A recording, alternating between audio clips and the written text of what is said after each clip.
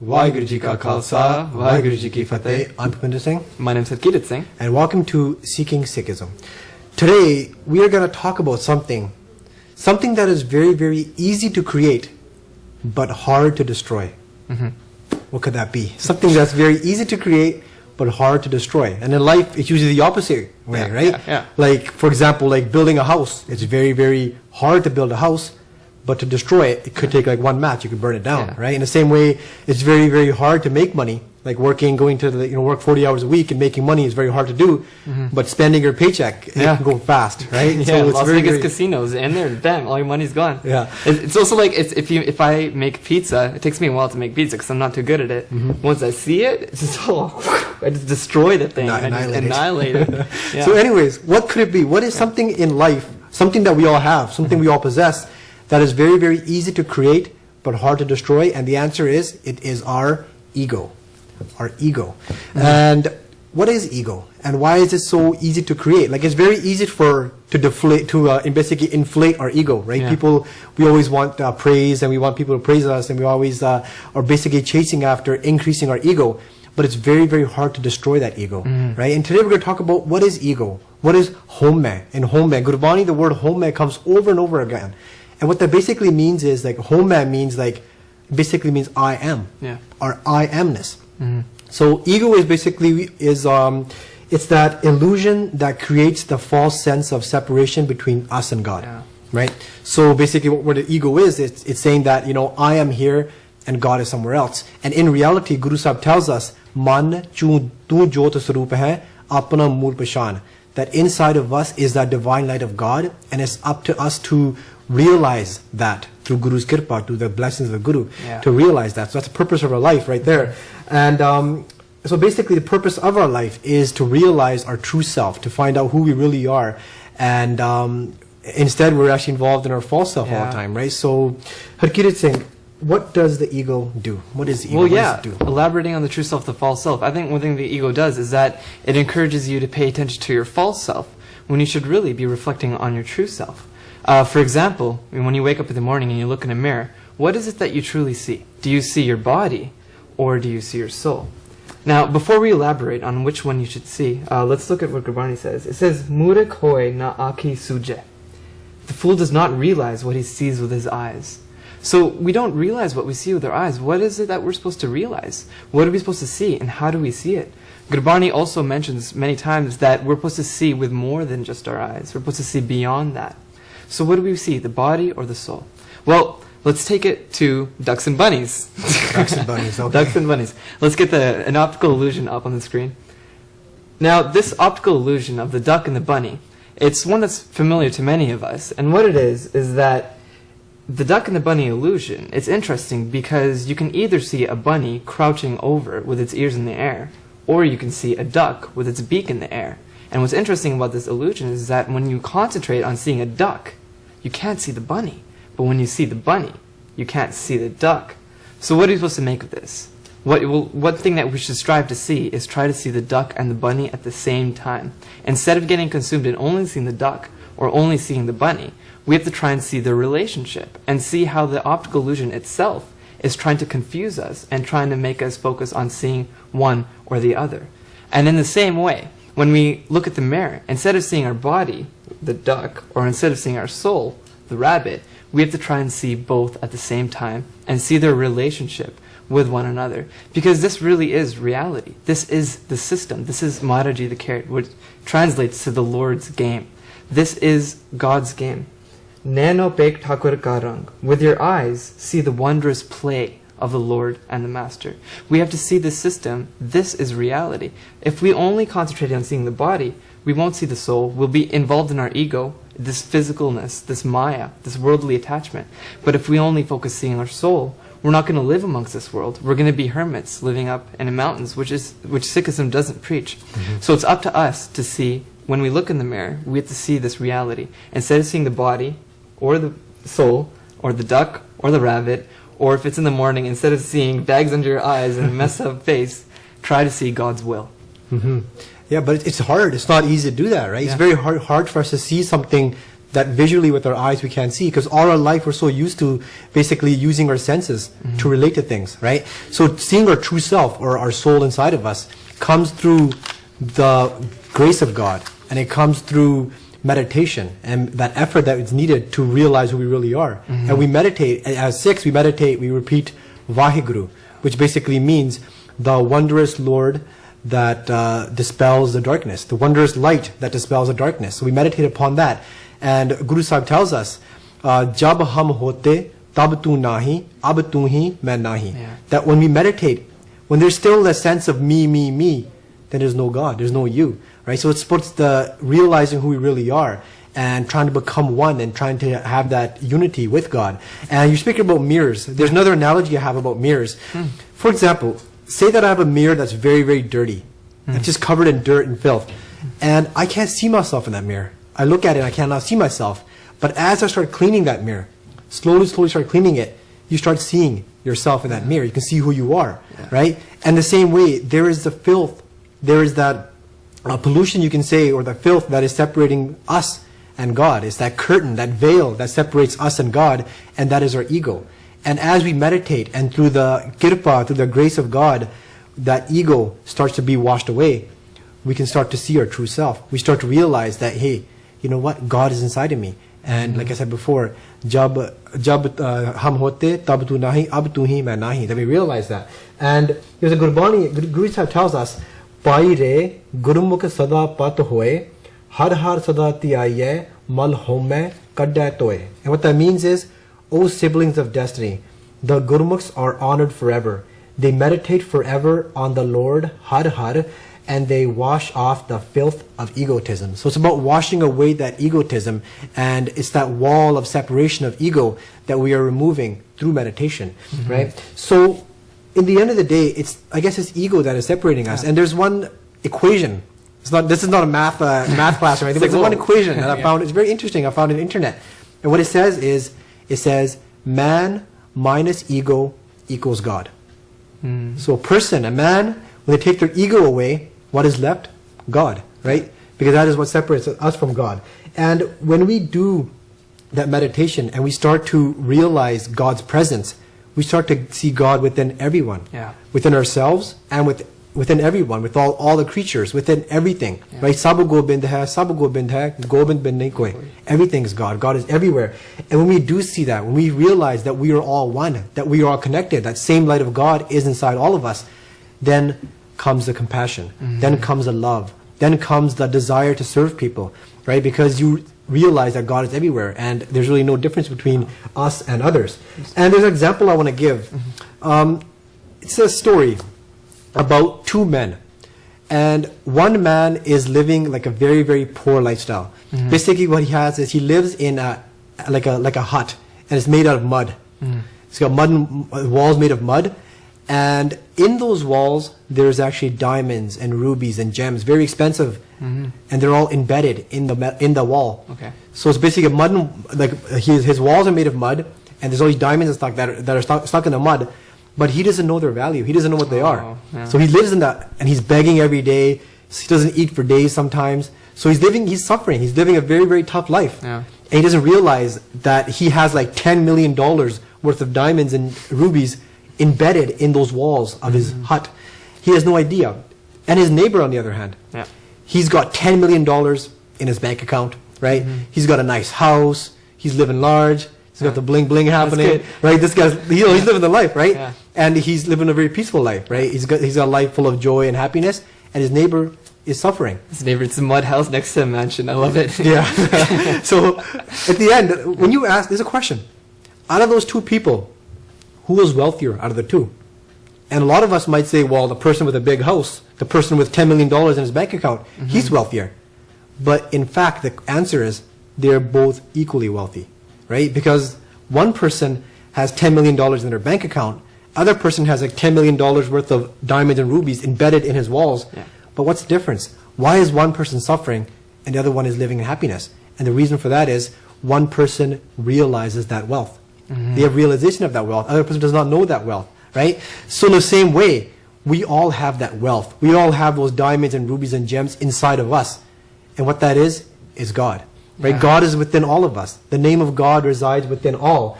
And it's a matter of realizing it, right? It's a matter of knowing that, right? And then Gurbani, Guru Sahib tells us, Man meh manak lal, naam ratan padarat heer, sach vakhar tan naam hai, kat kat gahar gambir.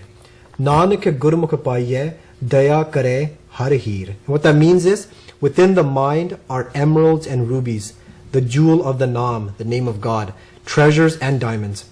The Naam is the true merchandise and wealth in each and every heart. His presence is deep and profound. O Nanak, the Gurmukh finds the diamond of the Lord by his kindness and compassion. So it's through the kindness and compassion of God, of the Guru, that this can be realized. And then we go from suffering towards happiness when that realization happens. Yeah, that's beautiful. Realizing God, because that is the ultimate goal. And one thing that we should look into, like how we should search for God, how we should find God. And one thing that helps us is Gurbani. So let's look towards Gurbani, because how about we look at what Gurbani says and how it describes God, right? Because if Gurbani said that God is wearing a yellow t-shirt and blue jeans, it narrowed down the search for us and make things easier. So let's see what Gurbani says. Par Brahm Aparampar Deva Agam Agochar Alak Apeva. The Supreme Lord, God, is infinite and divine. He is inaccessible, incomprehensible, invisible, and inscrutable. Wait a minute. So he's obviously not in a yellow t-shirt and jeans. He's beyond us. He's incomprehensible? What does that mean? What that means, when we say inaccessible, we don't mean that it's impossible to access God. It means that it's impossible to access God when we're still attached to this human body and when we still have our ego up. Because God is beyond the physical equipment of our body. It's beyond our five senses. We can't experience it. We can't even explain it on this TV show, what God is and what the feeling of God is. And it's beyond the object of emotion. It's beyond the object of feeling, beyond the object of cognition. Because our mind is also our physical equipment. And no matter how much we study philosophy and go in depth with philosophy, we still can't fully understand God. Well, knowing that, and since we see that Gurbani tells us that God is inaccessible, incomprehensible, invisible, and inscrutable, how do we get to God? It sounds really hard. And the way we do that is that we limit our ego. Bin berag na shutas maya. Without renunciation, I cannot escape maya. So it's up to us to limit our ego and break the bonds of maya. Maya is this material entanglement. And where do we look for God then? Gat baitya har pai sada chitlai sahaj sat sabai. You shall obtain the Lord while sitting within the home of your own being, focusing your consciousness constantly upon the Lord with true intuitive faith. So instead of looking out towards Maya for God, God is actually right under our noses. He's right inside of us. But we said God is inside of us. We said God's everywhere, and we're supposed to love God. But if God is everywhere, it must also be in Maya, right? So do we love Maya? How do you love something fully? We should love everything with our whole heart. Doesn't that mean we should love this table and this shirt and Bhupinder Singh? We should love Bhupinder Singh, but no, I'm just kidding. Well, we should. But how do we not get attached to this? Doesn't this sound hypocritical? Well, the thing that we have to focus on loving is actually the God within Maya. We have to see with more than just our eyes, like we said before, right? Because love is what you have for God. And I wouldn't love, like people, we shouldn't strive to love Maya. And the true self is everywhere we go. God is everywhere we go. And with this ego, we're swirling with the search for knowledge. We're running around in circles and we're confused. Because everything around us is always changing. Maya is changing, right? But one thing that isn't changing is God. And with this change, we can get confused if we get obsessed with it. And so we have to look within ourselves for the one thing that doesn't change, which is God. And why do we look for God? Why do we realize God? What is the need for it? Well, one thing that humans are always looking for is for peace. We don't want to suffer. We're always trying to strive away from suffering and accept Guruji's hukam, which is God's will. And the way we get to peace, well, the way you don't get to peace, really, it's simple. No God, no peace. But another way to see that is no God, no peace. Yeah. Yummy. So know God. Yeah. How do you know God? Yeah. So that's a question. Like, do you go read a book and tells you, all about God? You get that knowledge from books? No. You cannot know God through books. That divine knowledge of God does not come from books. It cannot come from people. It cannot come in that way. but it comes from self-realization, realizing your true self. And through the kirpa, through the grace of God, and through ardas, through prayer, and through meditation, we can know God, right? For example, if I go to Chapters and get a recipe book, and I buy a recipe book and I'm reading about like how to make a certain food, I can't tell how it's going to taste, right? Unless I actually make it and I actually try it for myself, right? And the same way, like a book can only do so much, really? Words can only do so much. And the same way, like another example I want to give, like say that me and Harkeerat Singh, we've never ever ate sugar before in our lives. Never ate sugar, right? We don't know how it tastes. And one day he comes upon a sugar cube and he eats it. And he's got a big smile on his face. He's all happy. And I ask him, what does it taste like? How does it taste? And how is he going to describe it to me? I mean, if he says the word, it tastes sweet, I mean, that's gibberish to me. I won't understand it, right? So it's about experiencing it. Like, he can never tell me how something like that tastes unless I experience it for myself. In the same way, nobody can tell you what it's like to experience God or experience God's presence unless we actually experience that for ourselves, right? And the word Sikh alone, it means learner, right? The word Sikh means learner. And a Sikh is always constantly trying to learn more and more. And shedding the ego and saying that I know nothing, right? I think it's a very important step. To shed the ego and say, I know nothing, because only then will you seek. Right? If you say, I already know everything, then what do? You stop learning. You don't learn anymore. But a Sikh is always learning more and more. Like, for example, little kid. He goes to school, he learns the ABCs. And he's trying really hard, struggling, and he finally gets it. And he's all happy. He's like, and he drops out of school after that. He's like, I know one ABCs. That's it. I'm done. The little kid drops out. But there's so much more to know. Right? In the same way, in Sikhi, there's so many, like, you know, in religion or the journey towards God, so many higher levels of consciousness that are out there to be explored. Right? And that comes to deeper meditation where we get to understand that. So when you say, I know everything, you basically stop learning. Right? And the same way, like, if someone says, I'm not sick, I don't have a disease, they have a disease, but they tell themselves, no, I'm fine. Then they stop looking for a cure, right? So there's an example in Gurbani that talks about this, and Guru Sahib tells us, Kin kinchit kripa kari jagdisar tab har jasate ayo jan nanak ko har pete swami dukh home rog gavayo. What that means is, when the Lord of the world bestowed just a tiny bit of his mercy, just for an instant, then I meditated on the praise of the Lord har.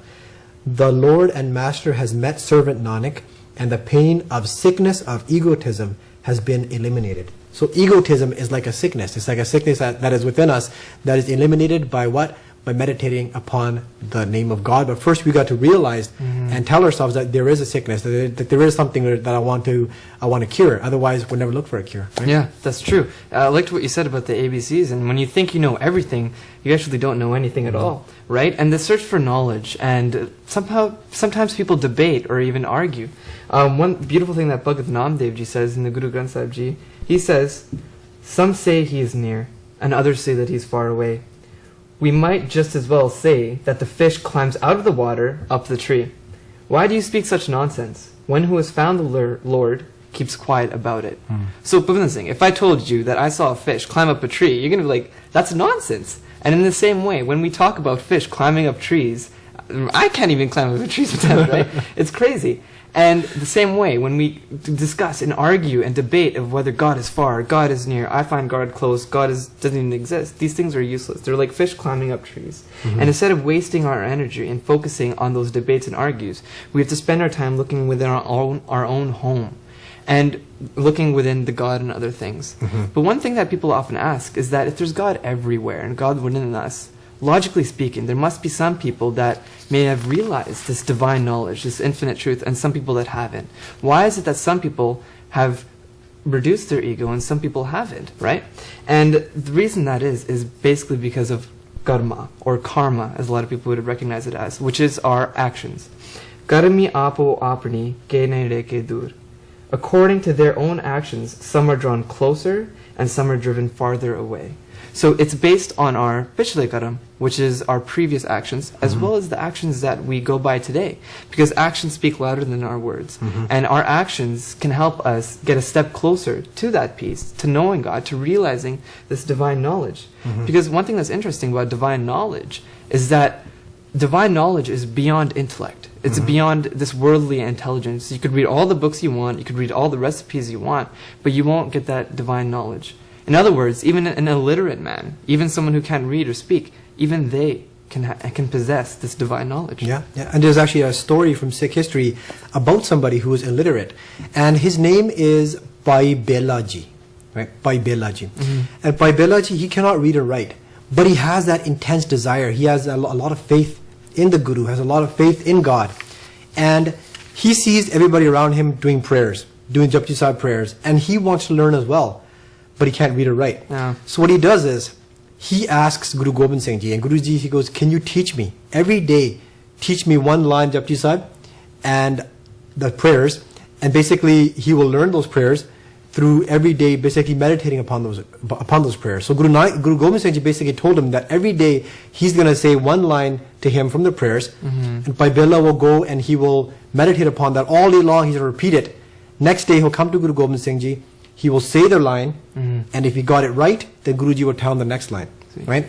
So every day he comes, like say if one day he comes up to Guru Gobind Singh Ji, Guruji says, okay, say, Socha sochna hove, je sochi lakhwar. So all day Bhai Bela Ji, he's out there working in the fields, he's doing his errands, and all day he's saying, Socha sochna hove, je sochi lakhwar, Socha sochna hove, je sochi lakhwar, over and over and over again, every day he's doing this, right? And then he remembers it. Next day he goes to Guru Gobind Singh Ji, he says it to Guru Gobind Singh Ji, Guru says, okay, good, tells him the next line. Now one day, Bhai Bela Ji goes towards Guru Gobind Singh Ji, but Guru Gobind Singh Ji was in a hurry. He was in a hurry to go somewhere, and he's getting on his horse, and they're all about to leave. All the Sikhs are about to leave somewhere. He's in a hurry. Something came up. And Bhai Bela Ji, he's like a very innocent person, very pure-minded. He comes to Guru Gobind Singh Ji. He goes, Guru Gobind Singh Ji, I remember the line. And he said it to him. And he goes, can you tell me the next line now?